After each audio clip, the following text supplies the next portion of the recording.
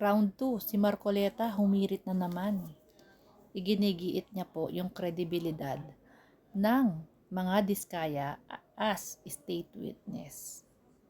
Hindi yata siya na-inform na nag-submit na ng affidavit ang mga diskaya para maging state witness, WPP. I-evaluate po yan ng DOJ. Ang Senado po, pwede lang po silang mag-recommend. Okay? Ang Senado, pwede lang po silang mag-recommend. Marcoleta, huwag mong utusan ang Senado. Huwag mong utusan ang Senado. Ang pwede nyo lang gawin is mag-recommend.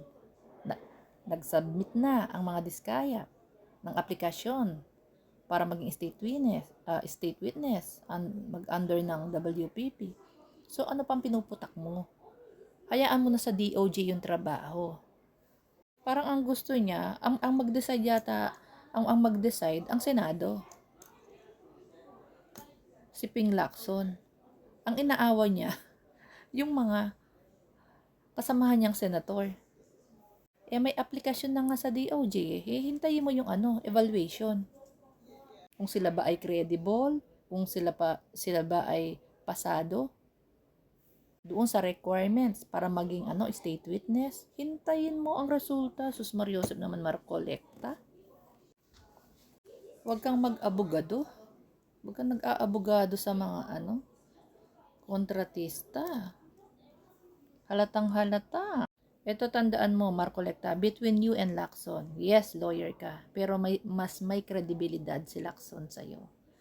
Meron kang history nung nasa Congress ka pa. Ginawan ko po ito ng video. Diba? May kinasasangkutan din yan. Meron siyang history.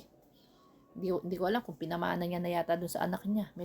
May isa ring Marcoleta na nandun sa Congress. Representative ng Sagip Party List. Hindi ko alam kung Sagip Party List or Sagip Duterte Party List. Kaya yung background history nitong Marcoleta, i-search niyo po sa Google or sa YouTube, makikita niyo yung background history niya, kung ano yung mga kinasangkutan niya nung nasa Congress siya. Kaya sasabihin ko na sa iyo, Marcoleta, between you and Lacson, may credibilidad si Lacson kesa sa iyo.